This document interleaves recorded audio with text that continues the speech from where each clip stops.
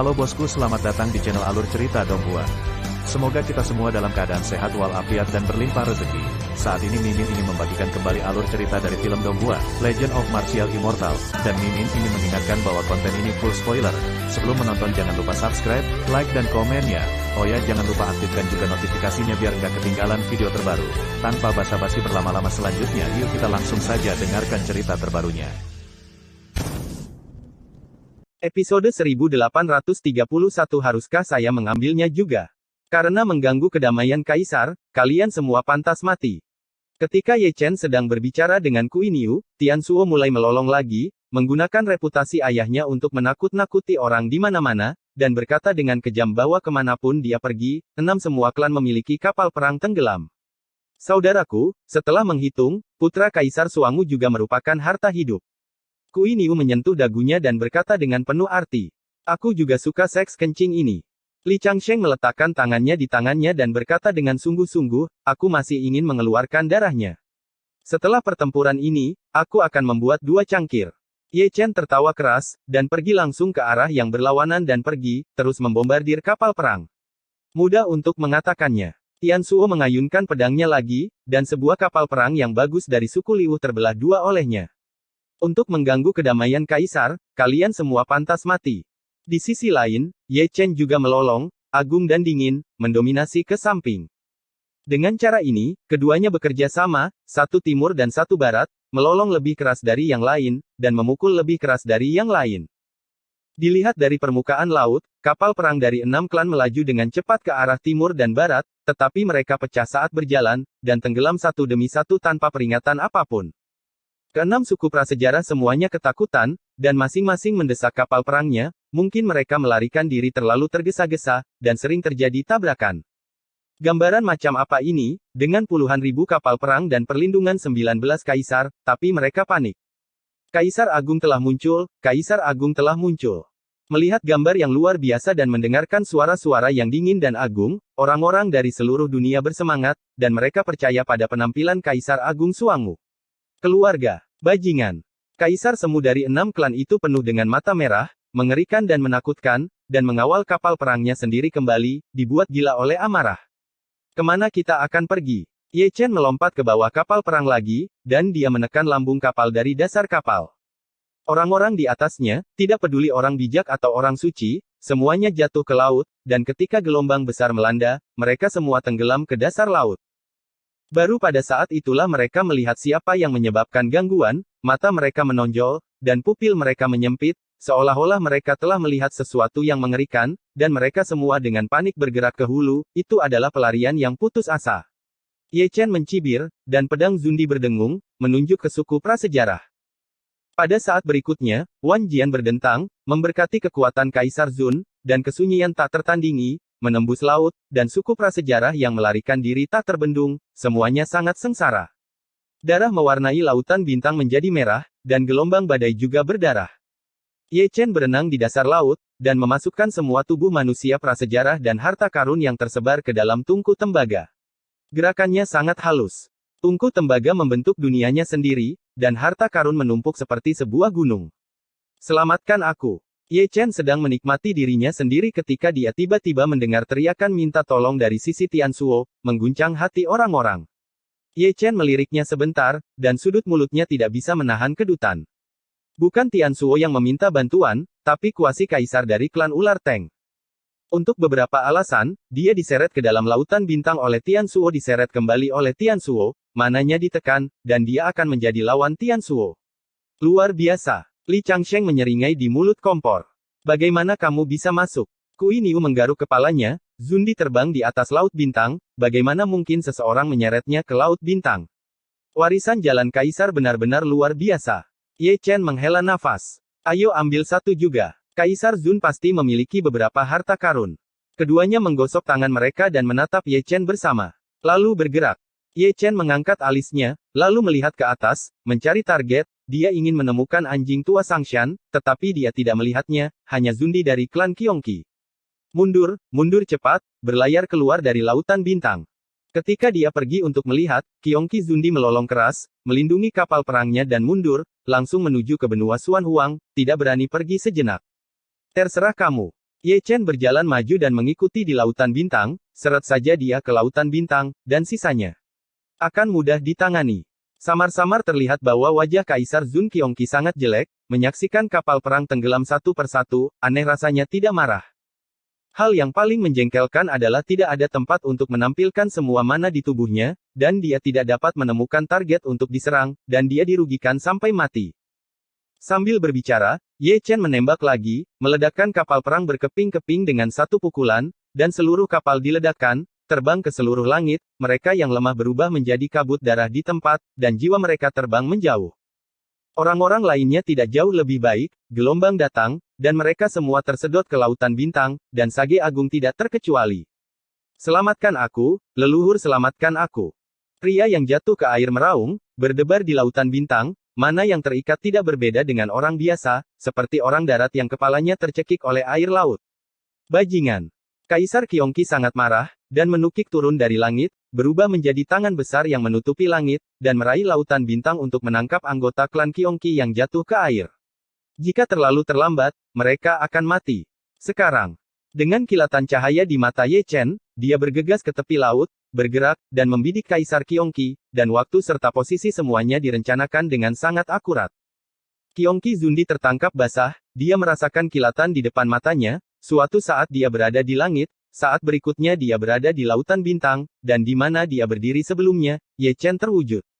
Siapa itu? Zundi Qiongqi meraung marah, dan langsung keluar, sudah jelas bahwa seseorang sedang mencoba mengubah dunia untuknya. Kembalilah.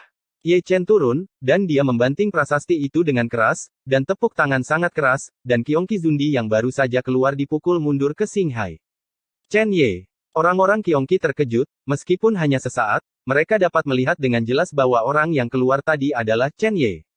Chen Ye masih hidup. Si Fang Renxiu membuka mulutnya dan melihatnya, bukankah itu Chen Ye? Jelas, itu bukan manifestasi Kaisar Suangmu, itu hanya Ye Chen yang membuat masalah, tetapi mereka sangat bingung, mengapa Ye Chen tidak terikat oleh Xinghai, dan pihak lain membombardir kapal perang, apa asal-usulnya keduanya, dan apa hubungan keduanya. Banyak keraguan, seperti kekacauan, membutakan pikiran dan mengganggu kebijaksanaan, tidak ada yang tidak bisa mengetahuinya. Tidak hanya mereka yang bingung, tetapi 6 klan utama dari kehancuran besar juga bingung, tidak terikat oleh Lautan Bintang, ini terlalu sulit dipercaya. Yang mengejutkan semua orang, Lautan Bintang memicu gelombang dahsyat, dan suara gemuruh datang dari dasar laut, disertai raungan dan raungan. Itu benar, Ye Chen sudah mulai bertarung, dengan pedang Zundi di satu tangan dan Zundi Zange di satu tangan, pertarungannya sangat buruk sehingga Zundi tidak memiliki kekuatan untuk menangkis. Tidak mungkin, ini tidak mungkin. Qiongqi Zundi meraung, tidak dapat menerima kenyataan bahwa Ye Chen tidak ditahan. Tidak ada yang mustahil. Ye Chen mencibir, dan dia menebas ke tanah dengan satu langkah, mengayunkan pedangnya dan memotong sebuah galaksi. Kaisar Qiongqi melarikan diri, mananya ditekan, dan kecepatan serta kekuatannya semua dibatasi. Bagaimana dia bisa memblokir pedang Ye Chen? Tombak menembus ruang kosong, membuat lubang berdarah di tubuhnya, dan darah menyembur tipis. Qiongqi berteriak, matanya merah dan merah, dia tidak berani melawan, dia terbang lurus ke atas, di Lautan Bintang, dia tertahan, tetapi Ye Chen berada di kondisi puncaknya, satu pasang surut, bahkan jika dia Sok Kaisar bukanlah lawan Ye Chen. Tetapi jika Anda keluar dari Xinghai, itu akan berbeda, tidak lagi terikat, jika Ye Chen berani mengikuti, dia akan ditekan olehnya. Namun, dia ingin melarikan diri, tetapi Ye Chen tidak memberinya kesempatan, kepalanya baru saja keluar dari laut, dan sebelum dia bisa meminta bantuan, Ye Chen meraih kakinya dan menyeretnya kembali. Aku akan bertarung denganmu. Qiongqi Zundi meraung dan meraung, mengubah dirinya menjadi tubuhnya sendiri, matanya seperti tong anggur, dan tubuhnya sebesar gunung. Tubuh Tuan, buka.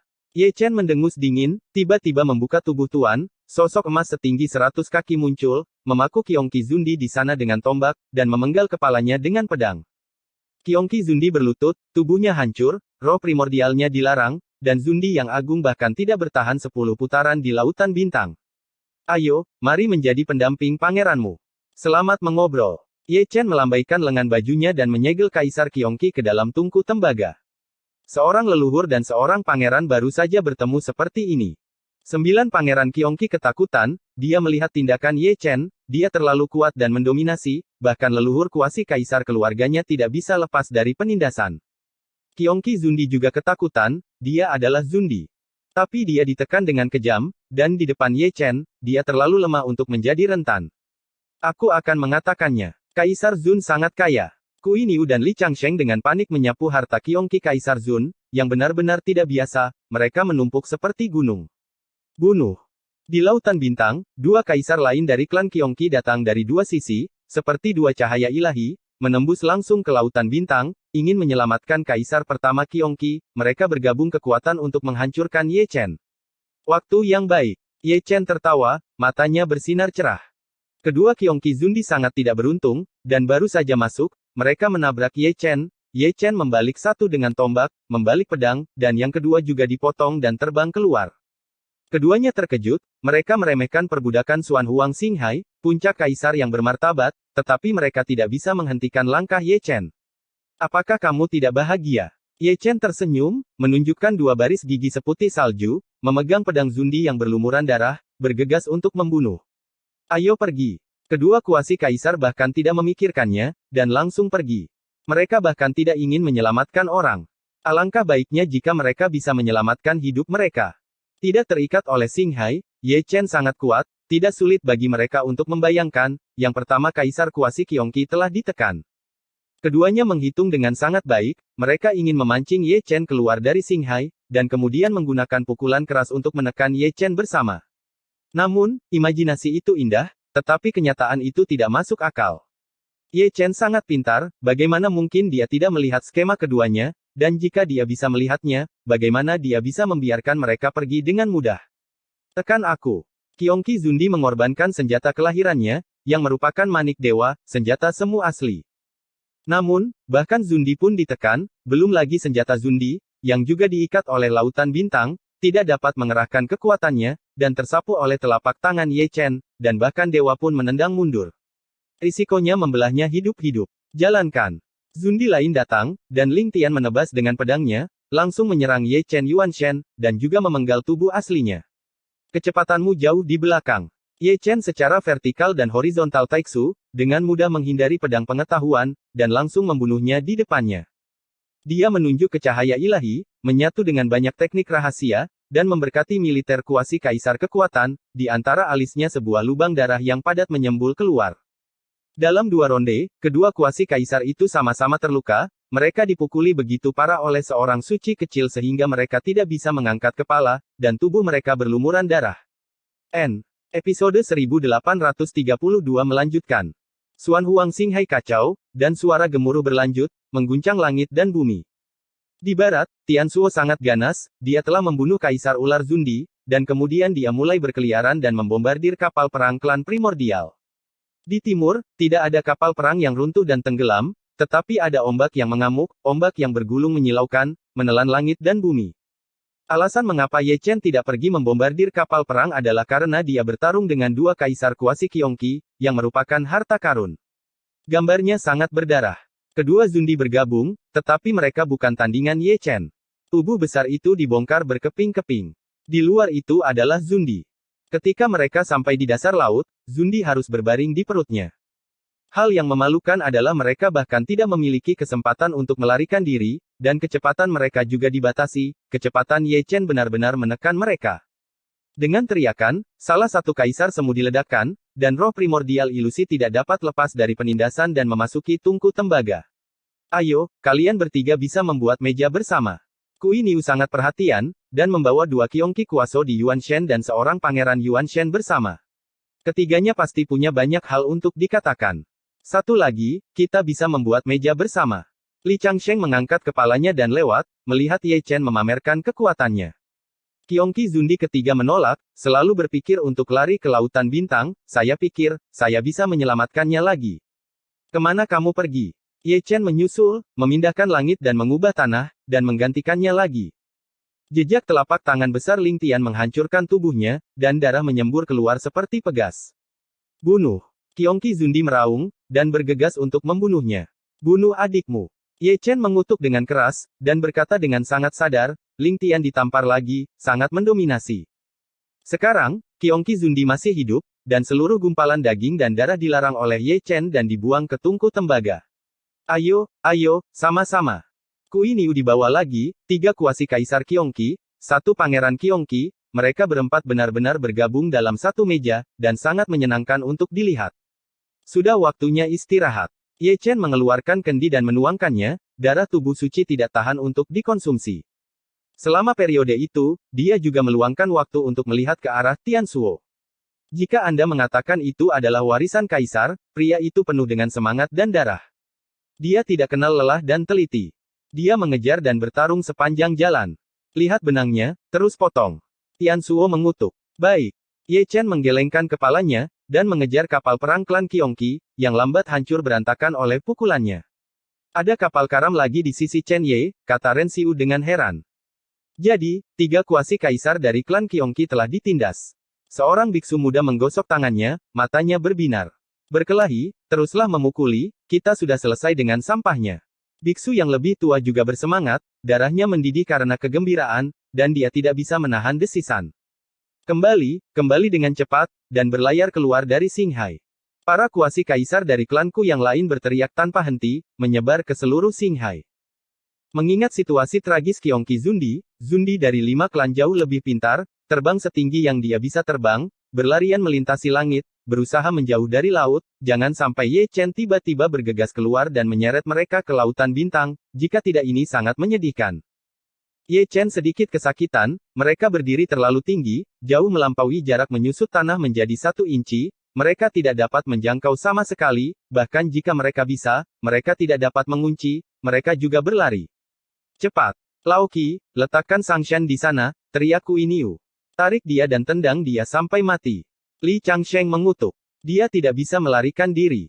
Ye Chen mendengus dingin, menyelinap di dasar laut, dan ingin mendekati Sangshan, tetapi orang itu tenang dan tenang, kuat dalam menahan diri, jadi dia meletakkan tongkatnya di langit.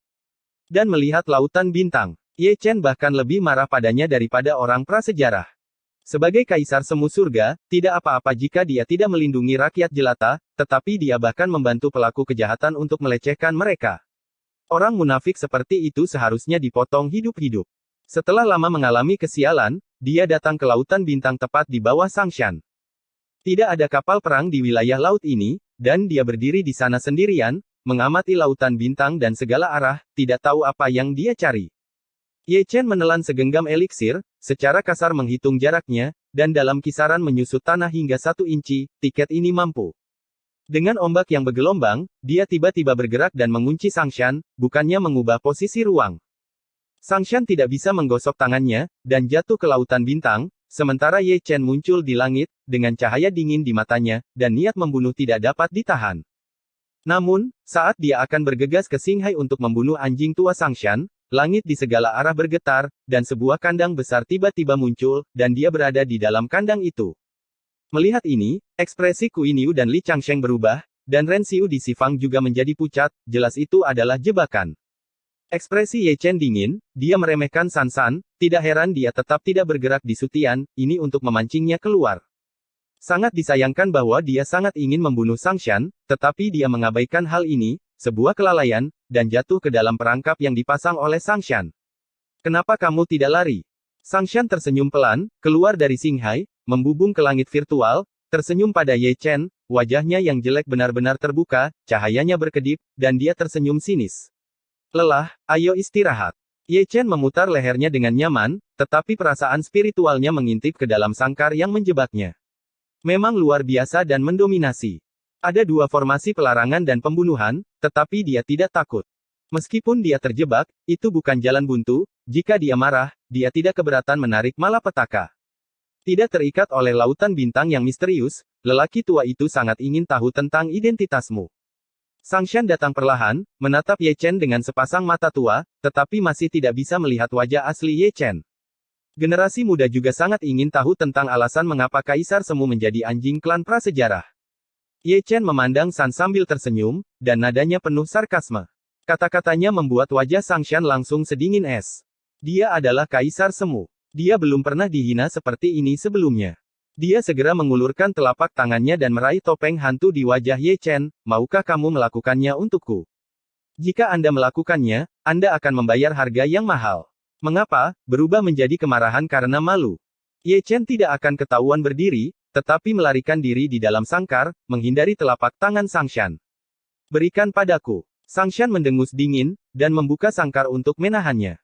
Segera, sangkar itu bergetar hebat, dan larangan yang kuat terwujud, menyatu dengan prestise Kaisar Semu, seberat gunung Ye Chen, yang masih melarikan diri, sepertinya telah melangkah ke lumpur, berjalan dengan susah payah, dan ditekan untuk menyemburkan darah, retak, dan darah menyembur keluar. Ini belum berakhir, rantai rune terwujud, terjalin dan bertabrakan, berdentang dan berlama-lama dengan guntur. Ye Chen disegel di tempat, tangan dan kakinya terkunci. Rantai rune sangat aneh, melahap esensi dan mana, dan ada kekuatan misterius yang masih menyegel dan hanya. Aku akan mengubahmu menjadi boneka, dan kamu akan didorong olehku untuk kehidupan demi kehidupan.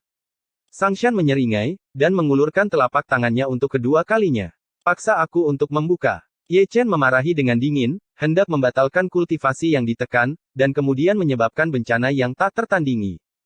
Namun, sebelum dia bisa melakukan itu, seberkas cahaya tebal turun dari langit, menyatu dengan kekuatan suci nirvana, destruktif, akurat, dan langsung mengenai kandang besar itu. Aku akan mengatakannya. Putra Kaisar tidak akan duduk diam. Ye Chen menyeringai, larangan itu dilanggar, dan dia melanjutkan tindakannya, mengecilkan tanah menjadi 1 inci, dan melarikan diri dari langit kosong ini. Bajingan, Sang Shan berteriak dengan marah, menutupi langit dengan telapak tangannya dan menutupi Ye Chen, dan akhirnya memancingnya keluar, tetapi dia tidak bisa membiarkannya melarikan diri. Kamu masih ingin menangkapku, bukan? Ye Chen mencibir, dan melarikan diri ke lautan bintang, memercikkan ombak, dan kemudian ada kutukan, ada benih. Sialan. Meskipun Sang Shan marah, dia tidak tergerak oleh metode provokatif Ye Chen, bukannya turun, dia naik, berusaha menjauh dari laut, karena takut tergusur oleh Ye Chen dan diseret ke lautan bintang. Episode 1833 kembali dengan perahu. Cukup cepat. Melihat Sang Shan naik ke langit dan melarikan diri, melampaui jarak pergerakan langit dan mengubah bumi, Ye Chen tidak bisa menahan kutukan secara diam-diam, dan hampir bergegas keluar dari laut untuk diseret oleh rekan. Kamu berutang budi padaku, ingatlah untuk mengubahnya. Di sampingnya, Tian Suo menggelengkan kepalanya, tidak lupa menjilat rambutnya, jenis yang penuh gaya, dengan udara bajingan. Apa yang manusia dan impersonal?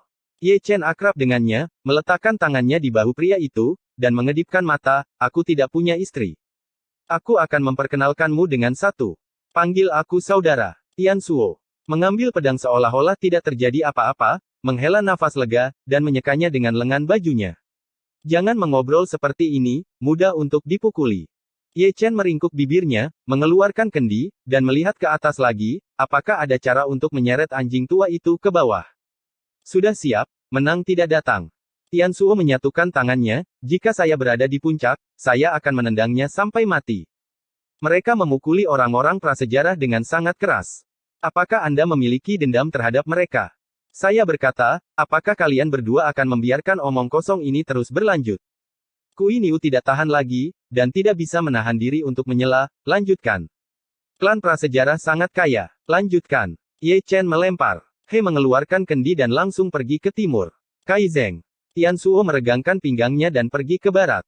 Ada lagi gemuruh di laut yang tenang, dan kapal perang yang melaju kencang di arah timur dan barat menjadi sunyi satu demi satu. Pemandangannya masih sangat spektakuler, dan mata orang-orang yang menonton bersinar terang, menyaksikan orang-orang prasejarah disetubuhi membuat mereka merasa sangat segar. Kembali dengan cepat.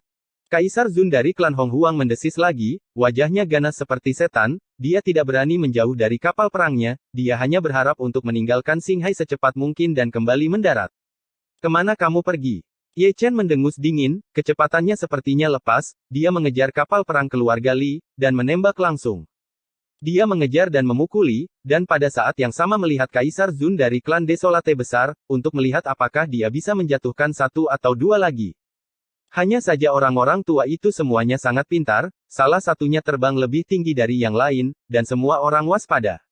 Kamu luar biasa. Ye Chen menutup matanya, berhenti memperhatikan Zundi, dan fokus mengejar kapal perang.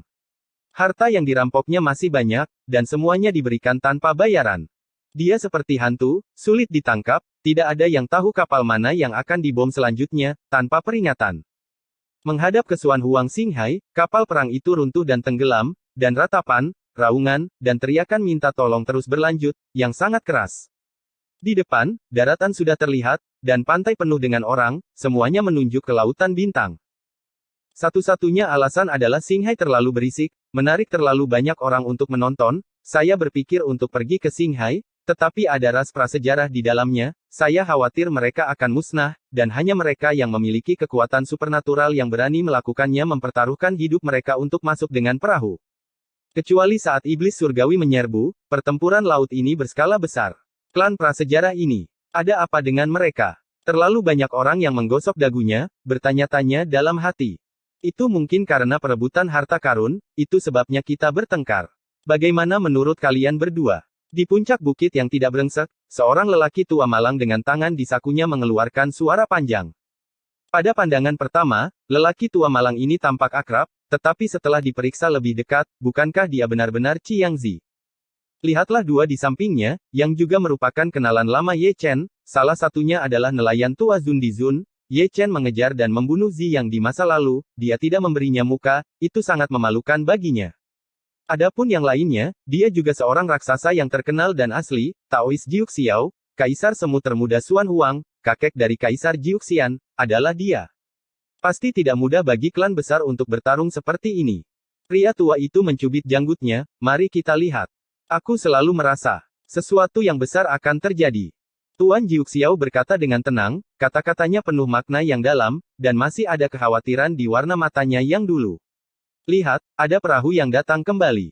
Ketika mereka bertiga berbicara, seorang pemuda dengan mulut tajam dan pipi monyet melolong, menarik perhatian para biksu di pantai. Namun dalam gelombang yang bergejolak, prototipe kapal perang perlahan terwujud, menuju ke pantai dengan kecepatan yang sangat cepat. Itu bukan kapal perang klan prasejarah, tapi kapal perang yang dibangun oleh orang-orang.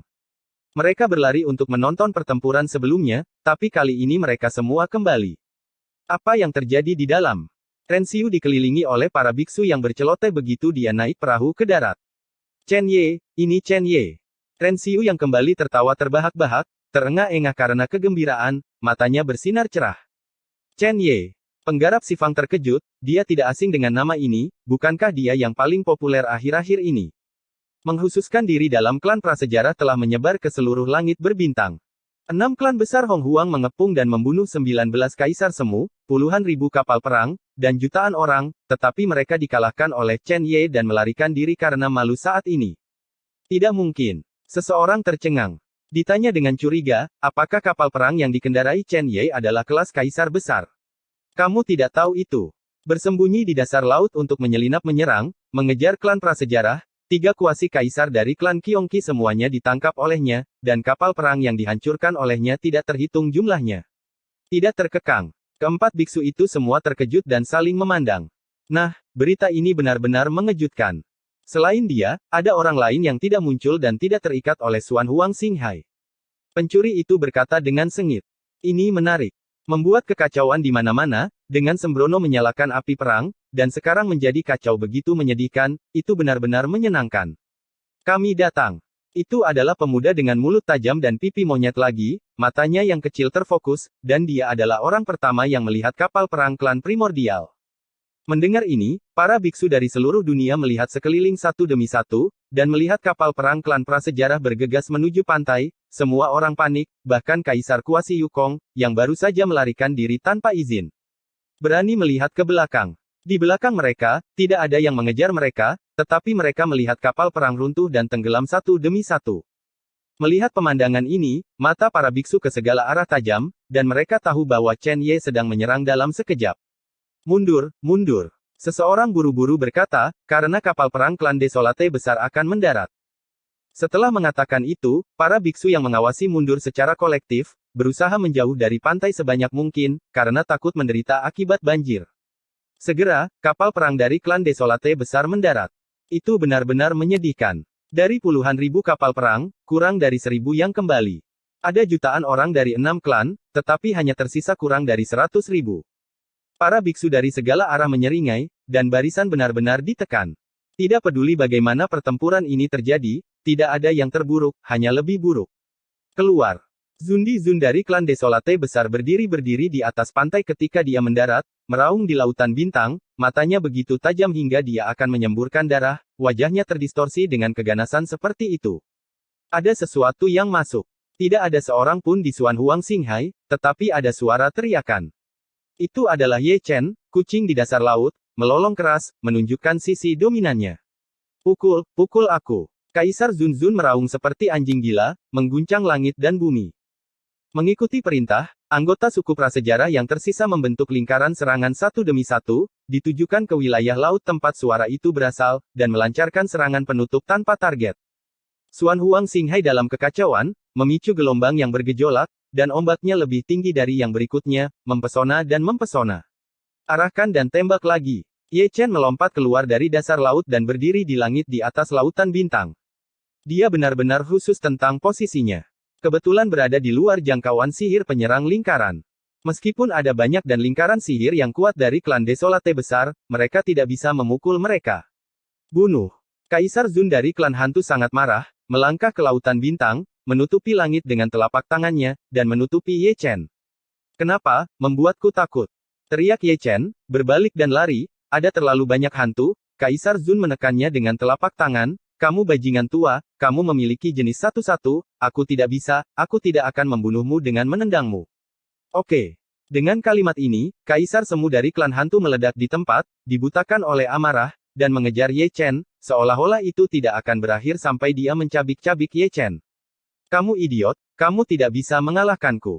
Ye Chen berlari dan memarahi sepanjang jalan, dan orang-orang pesisir yang mendengarnya tercengang. Dia adalah satu-satunya yang berani memarahi Kaisar Hong Huang Zun dengan sangat keras. Bunuh. Kaisar Semu dari klan hantu meraung dengan marah, melangkah melintasi langit dengan satu langkah, dan menyodok Ye Chen dengan jarinya, sebuah pukulan pengetahuan. Namun, sebelum pukulannya mengenai Ye Chen, dia jatuh ke lautan bintang, dan di mana dia berdiri, Tian Suo muncul. Melihat pemandangan ini, orang-orang dari seluruh dunia tercengang, situasi seperti apa ini? Terbang kemana-mana, mengapa mereka jatuh ke laut? Pindahkan langit dan ubah bumi. Mata tua Chiangzi sedikit menyipit, bagaimana mungkin penglihatan Kaisar Zun begitu tinggi sehingga dia tidak bisa melihatnya. Putra Suangmu. Tuan Jiuxiao juga menyipitkan matanya, sepertinya mengenali identitas Tian Suo, tidak heran dia tidak terikat oleh Xinghai, putra Kaisar, dia harus memiliki hak istimewa ini. Lokasi, dua harta hidup ini. Bekerja sama secara diam-diam, dan saya sangat lega. Nelayan tua itu tidak bisa menahan nafas. Terdengar suara gemuruh, serta raungan dan geraman hantu Zundi. Ye Chen dan Tian Suo mulai bertarung, tidak ada yang terikat oleh lautan bintang, keduanya berada pada kondisi puncaknya, dan keduanya memiliki lebih dari satu prajurit Zundi untuk menyemangati mereka, dan itu adalah pemukulan yang gendut untuk mengelilingi hantu Zundi. Hantu manusia Zundi memiliki keinginan kuat untuk bertahan hidup. Dia keluar dari Xinghai lebih dari sekali, tetapi pada saat berikutnya, dia diseret kembali oleh kedua orang itu, dan ketika dia selesai, terdengar ledakan lagi. Sudut bibir orang Sifang berkedut, gambar macam apa ini, puncak Kaisar Semu dipukuli dengan kejam oleh dua orang suci. Leluhur tua. Suku hantu meraung, mata mereka merah darah, tetapi tidak ada yang berani pergi ke laut, bahkan dua kuasi Kaisar suku hantu lainnya. Untuk menyelamatkan orang, sulit untuk melindungi diri sendiri, mudah untuk turun, tetapi jangan pernah berpikir untuk keluar lagi. Suara gemuruh menghilang tanpa diketahui kapan, dan raungan hantu Zundi tidak lagi terdengar, dan laut yang bergolak jatuh ke dalam keheningan. Ye Chen berlari keluar dengan rambut mengerut, aku akan mengatakannya. Bajingan itu tidak bisa mengalahkanku, jika kamu tidak percaya padaku, kalahkan.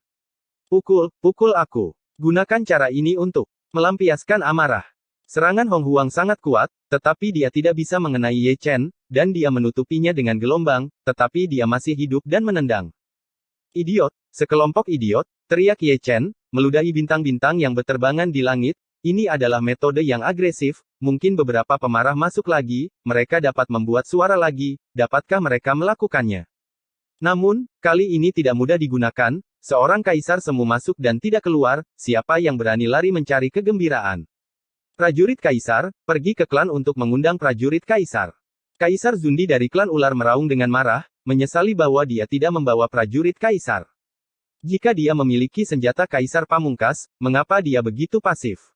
Begitu kata-kata itu jatuh, semua orang bijak dari 6 klan pergi dan bergegas ke segala arah, dan ingin pulang untuk mengundang tentara kaisar keluarga dengan tentara kaisar duduk di kota, kaisar semu masuk, yang mana sudah cukup untuk mempertahankan keadaan puncak. Kalahkan kedua orang suci saya, dan gunakan tentara kaisar, kerusakan otak, seluruh keluarga Anda adalah kerusakan otak. Ye Chen mengutuk, tetapi kakinya tidak menganggur, dan dia mundur selangkah demi selangkah. Bola balik, orang ini melarikan diri, dan para pencuri menyelinap pergi, tentara Kaisar Jidao tidak bercanda, dia juga takut. Saat omelan itu memudar, pria itu menghilang. Ah! Orang-orang dari suku prasejarah meraung marah, semuanya seperti anjing gila, dan terlebih lagi, mereka memuntahkan darah karena marah. Luar biasa. Si Fang Xiu-Xiu menyeringai, pertarungan ini sangat indah, dan sangat menyenangkan untuk ditonton. Aku memikirkan seseorang. Orang asli Jiuxiao berkata, bocah Ye Chen itu telah mati selama 2 tahun. Pria tua nelayan itu menghela nafas dan menggelengkan kepalanya, ini benar-benar mirip dengan malam berdebu ini, tuan yang tidak takut langit dan bumi. Generasi orang berbakat keluar. Qi Yangzi tersenyum. Episode 1834 Malam Misterius. Langit malam sangat dalam, dan bintang-bintang yang pecah seperti debu fana tanah suci para biksu di benua Xuan Huang masih begitu terang di bawah malam bulan purnama. Namun, malam yang seharusnya hening ternyata sangat damai. Para biksu dari pantai Xuan Huang kembali, menyebarkan berita, dan menyebarkannya ke seluruh Xuan Huang.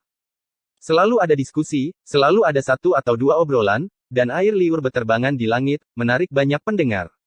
Puluhan ribu kapal perang, lebih dari selusin kuasi kaisar, dan jutaan orang, itu situasi yang menyedihkan. Hanya 1000 kapal perang yang kembali, dan hanya 100.000 orang yang kembali. Tuanku, saya tidak tahu apakah itu hidup atau mati. Tiket Chen Ye, dia melakukan pekerjaan dengan baik, dan Tian Suo, yang kudengar adalah putra Kaisar Suangmu, sangat kuat. Jalan surga memiliki reinkarnasi, yang akan diselamatkan oleh surga, dan iblis tidak akan ada di sana saat mereka menyerang. Keluar untuk membantu, iblis surgawi dipukul mundur dan kemudian keluar untuk menggertak kuartet, klan prasejarah juga memiliki hari ini. Jika memungkinkan, saya sangat ingin bertemu dengan mereka. Berdua dewa, benar-benar mirip Ye Chen. Di sebuah restoran, beberapa orang sedang duduk-duduk, tertawa mengenang, menatap dengan hati-hati, bukankah itu Nandi, Kaisar Kera Kecil dan Long Jie? Dalam 2 tahun terakhir, mereka semua menjadi sangat dewasa, kehilangan kekuatan, dan lebih terkendali dan tenang, tidak mampu menyembunyikan perubahan hidup. Wajah mereka semua pucat, dan sekilas mereka terluka, dan lukanya tidak jelas, terutama Bei Seng, yang mulutnya berdarah dari waktu ke waktu, dan rambutnya juga seputih salju. Aku memimpikannya tadi malam. Xiao Jiuxian cemberut, aku akan memukulmu karena menganiaya wanita cantik. Jika dia masih di sana, generasi Zutian yang lebih muda tidak akan menderita kekalahan yang begitu menyedihkan. The Southern Kaisar menertawakan dirinya sendiri, memegang kendi dan memercikkannya ke tanah, memberi penghormatan kepada para pahlawan muda yang tewas dalam pertempuran, seperti Pangeran Baihu dan Pangeran Qinglong. Fakta telah membuktikan bahwa kita benar-benar tidak dapat mendukung adegan itu. Long Jie juga menertawakan dirinya sendiri, dan menuangkan anggur untuk memberi penghormatan kepada Pangeran Barbar. Dia samar-samar mengingat adegan pemenggalan pria besar itu, dan setiap kali dia mengingatnya, dia merasakan sakit yang tumpul. Balas dendammu, aku akan membalaskan dendammu.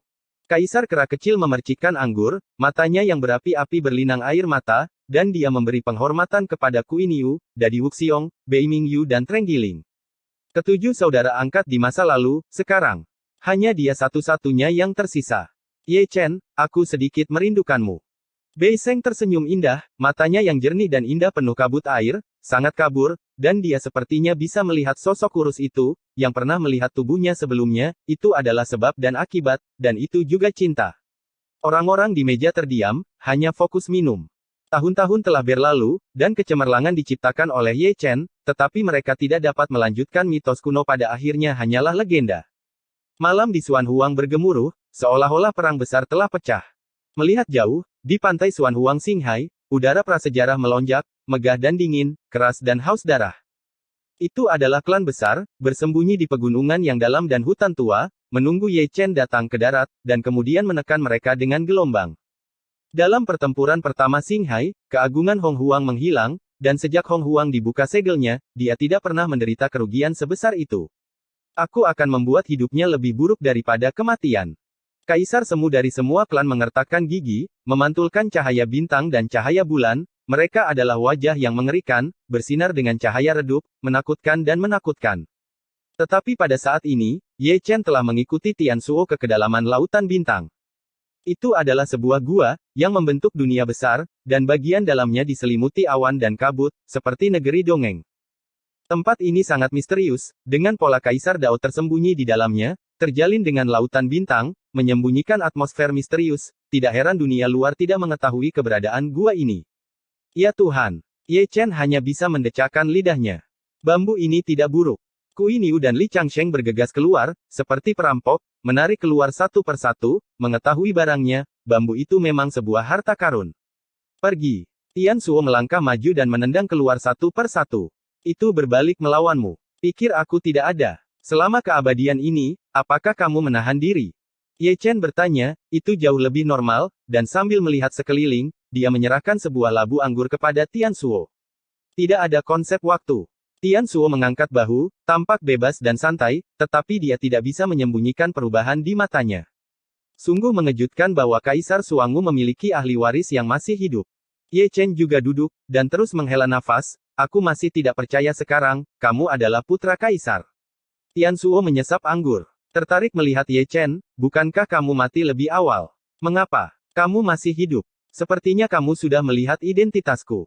Ye Chen tersenyum, melepas topengnya, mengungkapkan wajah aslinya, dan kemudian menutupinya. Itu tidak berarti apa-apa. Saya memasuki dunia sebagai tanggapan atas perampokan, tetapi saya masih memiliki penglihatan. Tian Shuo berkata dengan santai, 100 tahun yang lalu, Anda dan Tyrannosaurus Rex kecil itu bertarung di lautan bintang. Jika Anda keluar hidup-hidup, jika ayahmu masih hidup, kamu akan bersyukur. Kamu berpura-pura memproklamirkan diri, dan kamu juga tahu tentang dunia luar. Tanya Kui Niu sambil memasukkan buah persik ke mulutnya. Bangun dan pergi jalan-jalan. Tian Shuo melirik Kui Niu, menurutmu siapa yang menghancurkan hampir 10.000 kapal perang iblis surgawi ketika iblis surgawi menyerbu 2 tahun lalu? Apa yang harus kukatakan? Kui Niu menyentuh dagunya, saat menghadapi kapal perang iblis, kapal perang lawan tenggelam dalam kebingungan, dan kamu mendapat bantuan dari Dewa Perasaan yang agung. Sangat membosankan tinggal di sini, ayo pergi. Aku akan membawamu ke Xuan Huanglang. Ye Chen tertawa dan menatap Tian Shuo. Butuh beberapa waktu bagiku untuk bergabung dengan Dao, dan aku tidak akan bisa meninggalkan Xinghai dalam waktu singkat. Tian Shuo berkata, jika kamu keluar kali ini, jika kamu bertemu seseorang bernama Xiao Lu, beritahu dia, jangan berlarian seperti seorang ibu, kamu tidak akan pernah menemukannya. Seseorang. Xiao Lu. Istrimu. Kui Niu bertanya ragu-ragu. Menantu perempuan, adikmu. Ya ampun, Kaisar Yan adalah keturunan langsung dari putranya sendiri. Kaisar Yan juga memiliki ahli waris yang masih hidup. Ye Chen bertanya dengan kaget. Apakah ada lagi yang tidak kamu ketahui? Tian Shuo bangkit dan berjalan ke ruang bambu, jika tidak apa-apa, keluarlah. Itu telah diambil dari lengan. Ye Chen mengabaikannya, berbalik dan pergi, bergumam di dalam hatinya, kali ini dia kembali, dia benar-benar melihat banyak bakat. Yang pertama adalah Qilin Jiu Chen prasejarah, yang terakhir adalah putra Suangmu, Tian Shuo, dan sekarang, putra Yandi lainnya, Xiao Lu, telah terbentuk. Dia yakin bahwa di beberapa sudut langit dan segudang domain, pasti masih banyak warisan dari jalan kaisar di era ini, macan crushing absolut, naga tersembunyi, dan zaman keemasan absolut. Setelah keluar dari gua, beberapa orang tidak berani keluar dari lautan bintang, dan hanya berjalan-jalan di Haiti, terkadang memandang ke langit.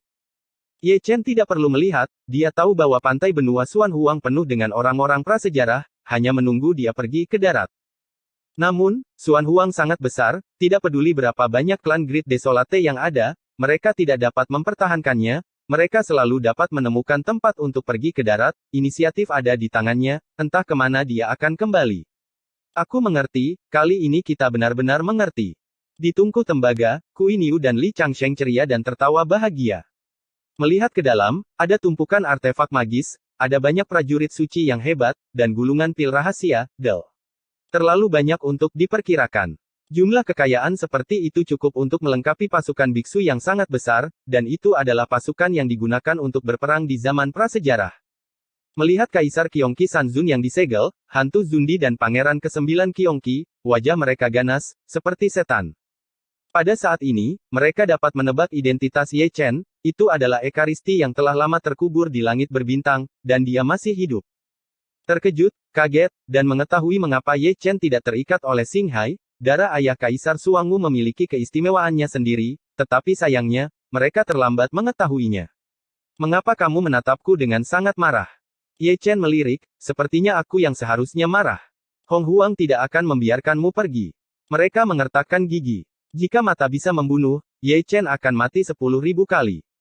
Dunia prasejarah sangat kuat, alam iblis surgawi menyerbu 2 kali, di mana kamu, tahukah kamu, makhluk yang kamu bunuh itu semua adalah dermawanmu. Ye Chen mendengus dingin, jika kamu ingin balas dendam, kamu harus membayar harga dalam darah. Episode 1835 Tidak ada Buddha di Gurun Barat.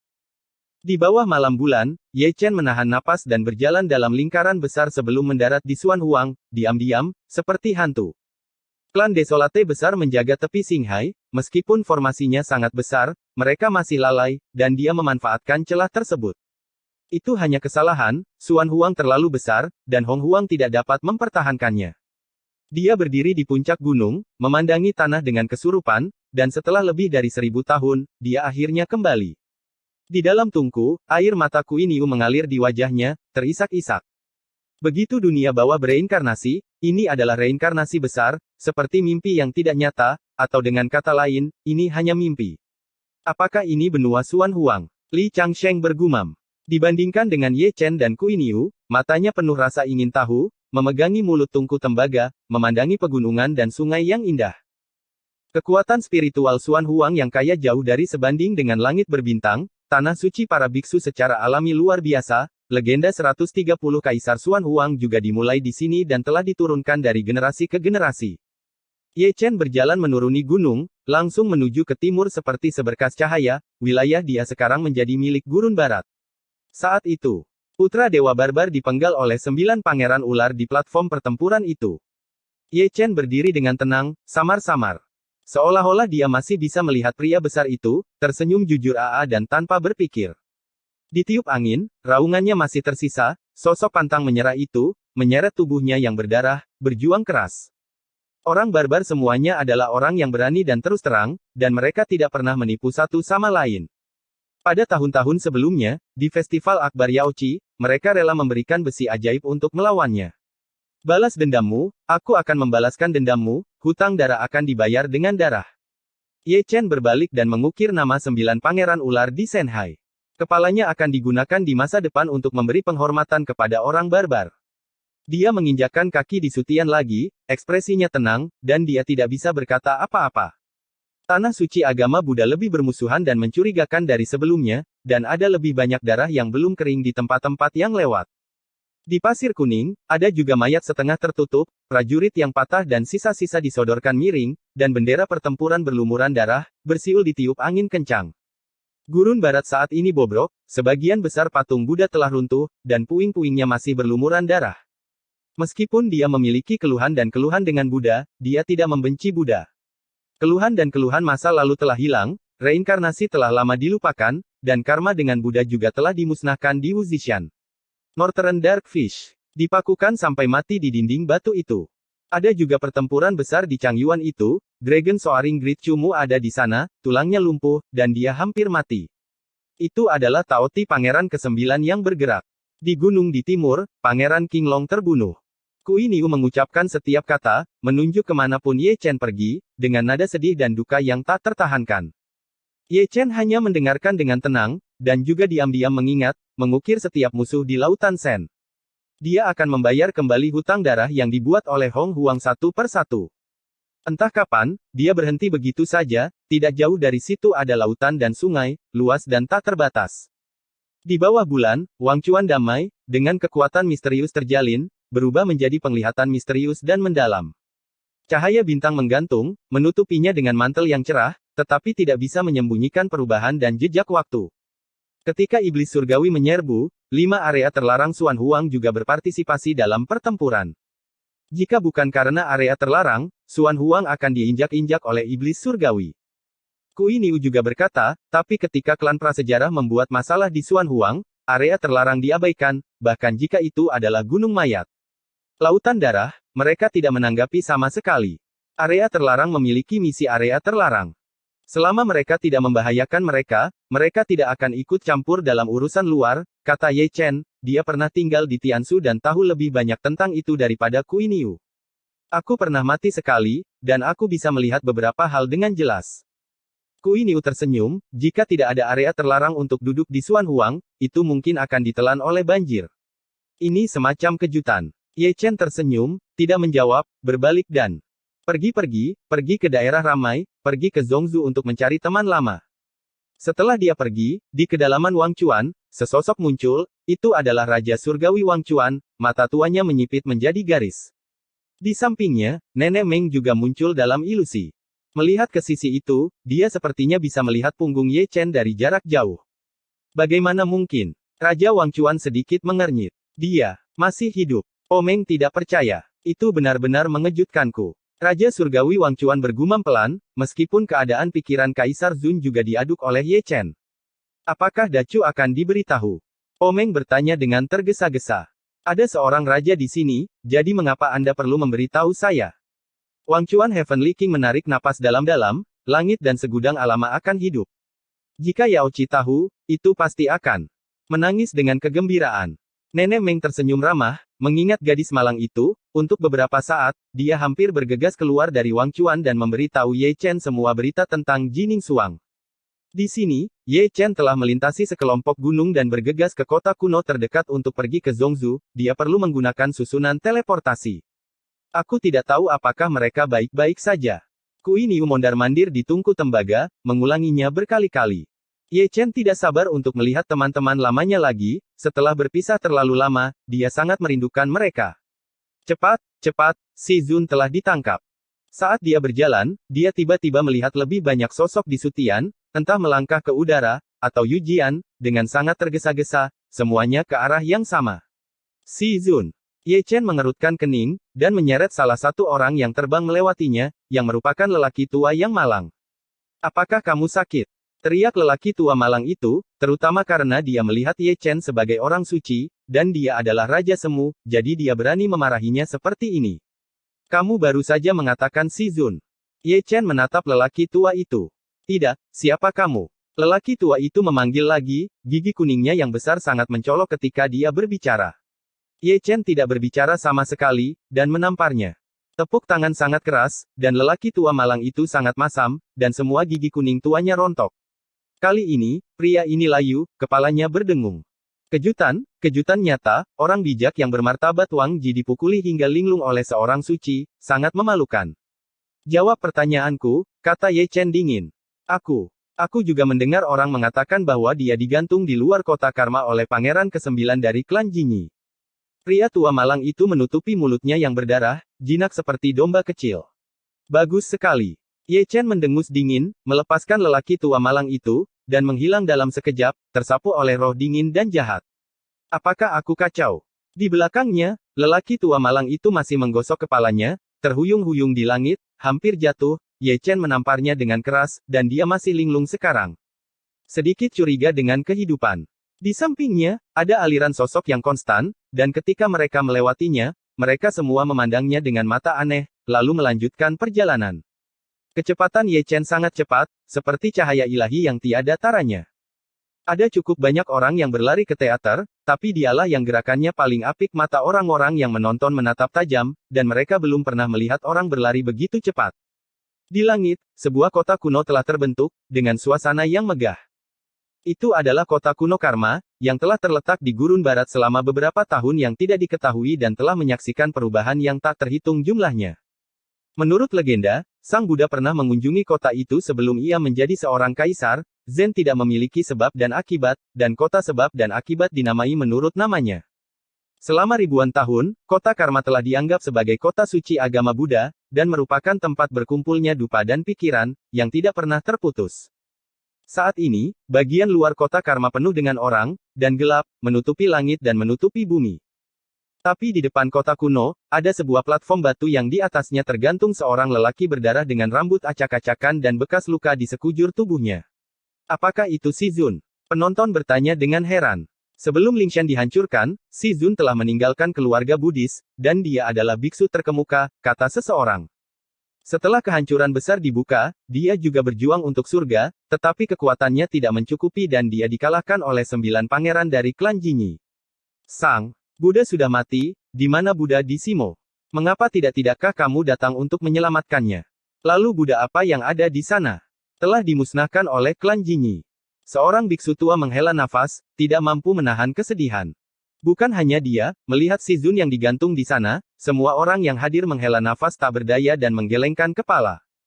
Di masa lalu, betapa makmurnya keluarga Buddha, dan dupa menyebar ke seluruh gurun barat, sekarang tanah prasejarah telah dibuka, begitu menurun. Ini adalah akhir memprovokasi klan Jinyi saya. Suara diskusi, tawa samar bergema di seluruh dunia. Suara itu datang dari menara kota, di dalamnya terdapat sofa emas ungu, tempat seorang pemuda aneh sedang berbaring, memutar ibu jari dan jarinya, melihat ke bawah dengan main-main, matanya penuh dengan cahaya menyihir. Identitasnya tidak sederhana, dia adalah pangeran ke-9 dari klan Jinyi, dengan darah yang mendominasi, sangat mulia, dan menyendiri. Dengan kata-katanya, tidak ada seorang pun di bawah yang berani bersuara, juga tidak berani bernapas, mereka tahu kekuatan klan Jinyi, dan bahkan Buddha Simo telah dimusnahkan, apalagi mereka. Sedih dan sedih lagi, di dunia di mana yang kuat dihormati, aturannya berdarah, dan yang lemah tidak punya hak untuk berbicara sama sekali. Tunggu, semua orang pantas mati. Dalam ribuan keheningan, sebuah kata bergema di langit, seolah-olah datang dari zaman yang jauh, dingin dan agung, mengguncang langit yang luas hingga bergetar. WWW. N.